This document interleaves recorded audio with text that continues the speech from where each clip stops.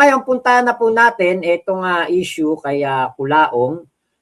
Ito po nga si Culaong, Francis Leo Marcos, sinatulang guilty sa indirect contempt ng Supreme Court. So ano po ba ang nangyari diyan? Ano po ang kumbaga bakit nagkaroon ng ganyang issue etong si Culaong? Ang Supreme Court po ay nagdesisyon na guilty etong si Culaong ng indirect contempt dahil po sa umano'y abusing court processes. Yun po ang sinabi ng Supreme Court. Ito po ay isang legal term na ibig sabihin ay may ginawa siyang pagpapagulo o maling paggamit ng proseso ng korte na nakakasira sa kredibilidad o tamang daloy ng hustisya. Yan po yung sinabi po sa Supreme Court. Ngayon, bakit po siya na-cite in contempt? Ang sabi po dito ng Supreme Court, eto pong si Culaong ay nag-file ng petition sa Supreme Court para ipaglaban po ang pagiging kandidato niya sa 2025 senatorial elections. Matapos po ideklara ng COMELEC na nuisance candidate siya. Ngayon, nag-grant po ang Supreme Court ng TRO para pansamantalang hadlangan ang desisyon po ng COMELEC. Pagkatapos po nito, nag-withdraw siya sa kanyang kandidatura. Siya mismo ang nagpunta po ng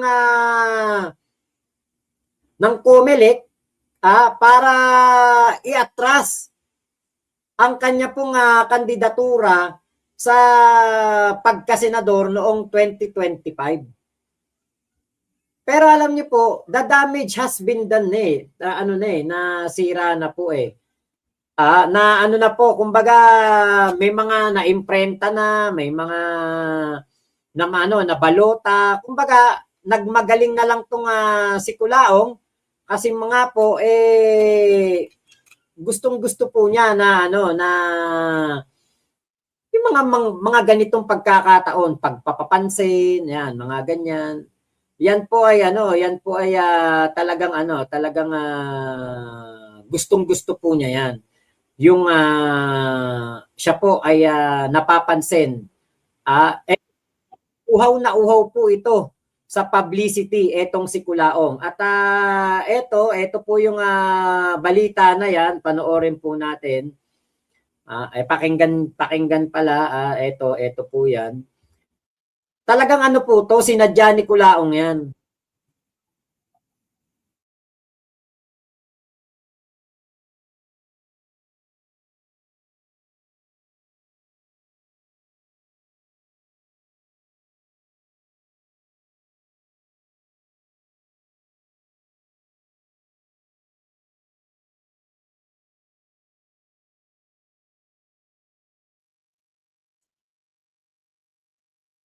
Teka, hindi pala nakaano to, teka.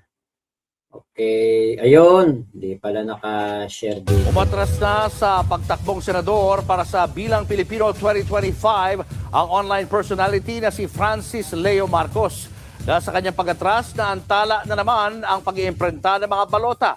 Nasa frontline ng balitang yan, si Mon Gualvez.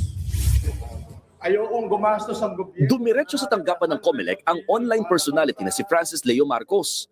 Galing pa siyang Vintar, Ilocos Norte. Ang pakay niya, formal nang umatras sa kandidatura sa pagkasenador sa darating na Bilang Pilipino 2025. Yan ay kahit naglabas ang Korte Suprema ng temporary restraining order laban sa desisyon ng COMELEC na ideklara siyang nuisance candidate. Dahil sa mga inilabas sa TRO ng SC, naaantala ang pagre-reprint ng mga balota. Nanghihinayang naman daw si Francis Leo Marcos sakaling masayang ulit ang mga balota dahil sa panibagong adjustment na gagawin ng COMELEC. The money of the people will be spent for nothing. So kung ako lang yung magiging hadlang para gumastos na naman ng panibagong daang milyon ng gobyerno, mas mamatamisin ko na lang, marami pa namang eleksyon Isa rin sa dahilan kung bakit siya umatras sa pagkasenador ay para raw magbigay daan sa pagtakbo ng re-electionist na si Senator Amy Marcos. Masasapawan niya kasi sa balota ang senadora sakaling tumuli siya sa pagtakbo. Posible raw malito ang mga botante kung dalawa silang Marcos sa balota. Alam naman ni Manang na mahal ko yan eh.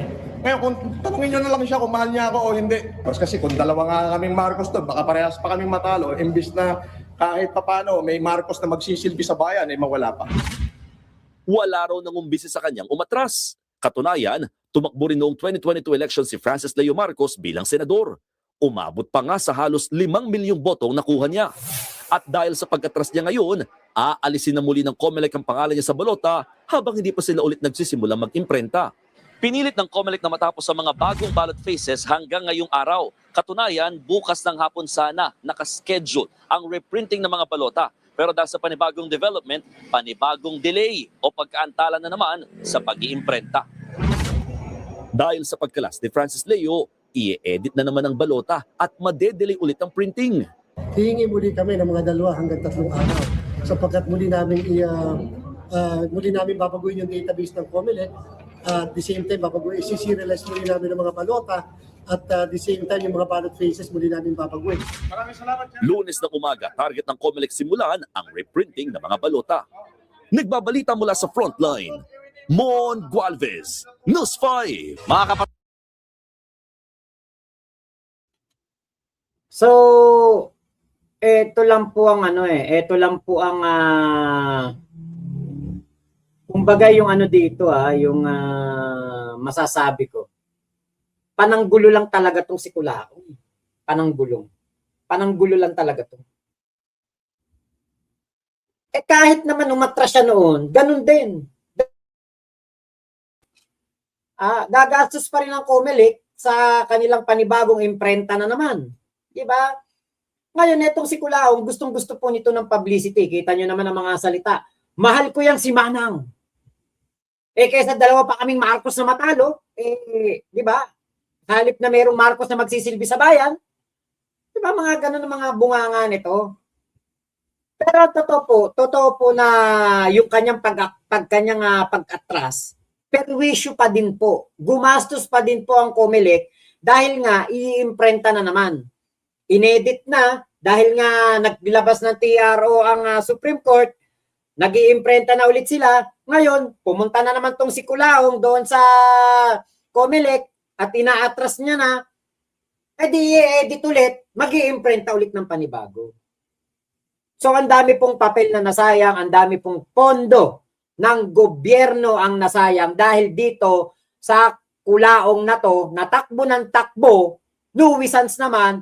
At isa pa, hindi po yan ang tunay niyang pangalan. Convicted siya sa kasong anti-alias law. Siya si Norman Mangusin. Ngayon, dahil nga po sa ginawa na yan ni Culaong, na siya po ay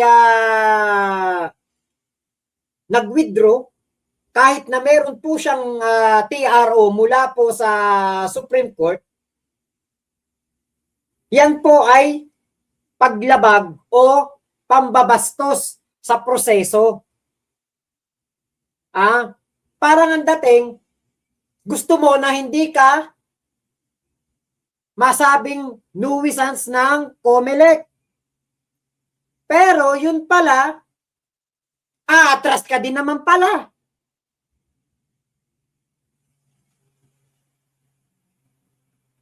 Yan po yung nakakabuisit diyan. Bakit? Pinaglalaruan ni Culaong. Ang ating batas, pinaglalaruan po ni Culaong etong COMELEC, Supreme Court. Bakit? Ang COMELEC po, syempre, dahil nga kahit sino naman talaga pwedeng kumandidato, basta ikay Pilipino, basta ikay marunong magsalita, natural born citizen ka, yan lang naman ang mga kailangan Pero, di ba, biruin mo pag ikay magsesenador, mag-a-apply kang senador, ang mga requirements lang ay ilan? Natural born citizen. Dapat nandito ka sa Pilipinas, nakatira ka sa Pilipinas, merong taon yata yan. Tapos itong dapat ikaw can read and write. Pwede ka nang kumandidato na senador. Pero ako, Nag-a-apply lang akong janitor noon sa SM. Police clearance, barangay clearance, NBI clearance, sedula, Form 137, diploma. Biruin niyo itong taong to, hindi man lang to nakagraduate ng high school. Tagtag pa ng kaso, human trafficker.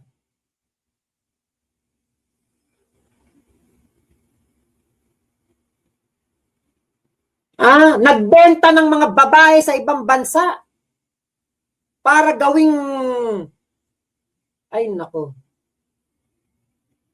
Hindi nyo nakakakandidato. Eto maliwanag na maliwanag, fraud, scam tong taong to.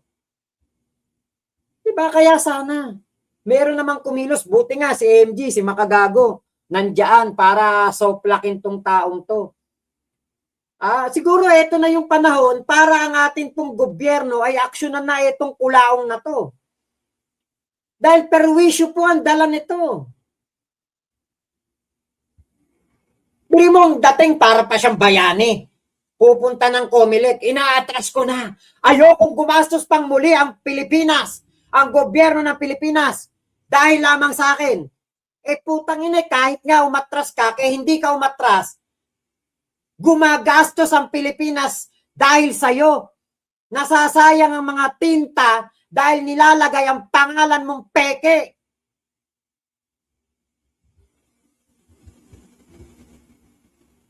Dapat dito talaga mawala to sa sa SOCMED at mawala to sa sa sirkulasyon. Dapat talaga dito maoblo, ma-pinpoint yung mga kaso na makakapagpabulok sa kanya sa kulungan, katulad nung kaso ni Lucky Don, yung iniutos daw po na pinagurgur nitong si Culaong na iniimbestigahan na talagang tinatrabaho na ni Attorney Sabi. Yan po ang yan po yung ilabas natin na issue nitong mga nakaraang araw. Napakaganda po na ito po ay matutukan ni Sabi at ng kanyang law firm para po ito pong si Culaong ay talagang mabulok po to sa kulungan. Yes, oo, J8, pati si Bolsi Aquino D gustong sirain ni Culaong dahil siya ang yun nga, gumurgur ko na sa tatay niya. Si Ninoy Aquino, wala talaga isip, utak, bobo, Culaong. Sana nga may mga pumansin diyan actually ako, meron na po akong pinagbigyan ng mga katarantaduhan ng mga pinagsasabi nitong si Culaong patungkol sa first couple, sa first family, sa mga anak ni BBM. Sana nga, di ba, mapansin to ni BBM dahil alam ko naman, busy ang ating Pangulo, merong mga bagay na mas dapat niyang unahin kaysa dito sa Culaong na to, pero ito po yung nakakagawa na po ng malaking perwisyo. Kaya sana maaksyonan at matigil na po ang mga panlulukot pang tatarantado nitong demonyo na to. Guanzon effect, kaya na-guilty Boss Max si Culaong. Tingin ko naman hindi naman dahil kay Guanzon yan. Kasi nito lang naman nagkukuda si Guanzon patungkol diyan ito pa to last 2024 pa to di ba nagfile ng candidacy yan October 2024, January 2025 yata lumabas o February 2025 siya na declare na nuisance. Nuisance naman talaga tong hayop na to. Ano ba tawag diyan? Hindi ka naman Marcos, gamit mo pekeng pangalan. Hindi ka naman qualified na maging senador dahil ikaw hindi ka man lang nakagraduate ng high school. Ang dami mo pang kaso. Kaya lang naman to kumakandidato para yung kaso niya, matakbuhan niya, at makakurakot. Kinukwento nga niyan sa akin. Kapag siya naging senador, bibigyan niya ako opisina doon sa Senado, kasama siya. Lahat ng galaw niya, lahat ng kilos niya, ako daw ang kanyang official vlogger. Ako daw ang hahawak ng kanyang mga social media account. Bibigyan daw niya ako pondo. Bibigyan daw niya ako ng malaking sahod.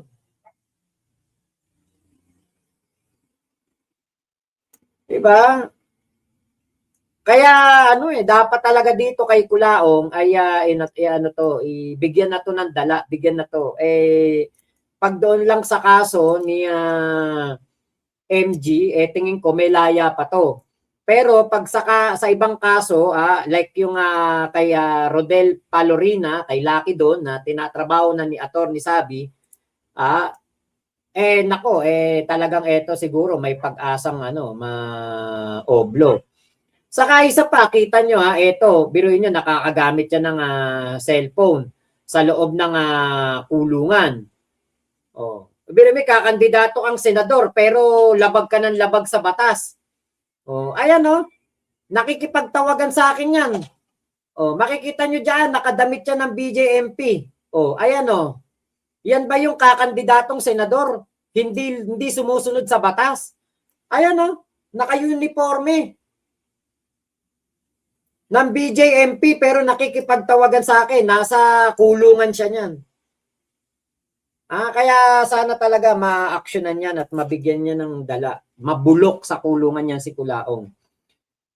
Dapat si Manny Pacquiao sana mapansin para makakasuhan si Culaong. Sana nga J8. Paano na yan, Casper? Hiwalayan mo na. Baka ikaw madadamay sa kaso mo at mabubuhayin ang kaso doon. Tama, Kuya Chodoro David, shoutout po. Rehen Ismael, ayan, shoutout. Okay, Arnaldon David, say it to BBM. Meron na pong mga nagsabi. Meron na pong mga nagpaparating. Okay, Anthony, ayun, shoutout. Try. Wala kasing bumubugbog kay Culaong Boss Mac kaya namimihasa. Yun nga Alfredo Diamante, ayan, salamat po. So ako magpapaalam na sa inyo dito sa aking live na ito. Babalik na lang po ako ng live ulit maya-maya para sa iba pang mga topic, mga kumbaga mga matinding usapin ngayon dito sa ating bansa. Ayan, mamaya po ulit, babalik po ako. Bibian Boca, ayan, thank you po. J8, Boss Mac, sa susunod, PBBM time about sa impeachment case laban sa kanya. Yes, mamaya, mga 9 o'clock siguro, balik live tayo. Thank you po. Ingat po kayong lahat. Salamat po. Mamaya po ulit, babalik po ako ng live.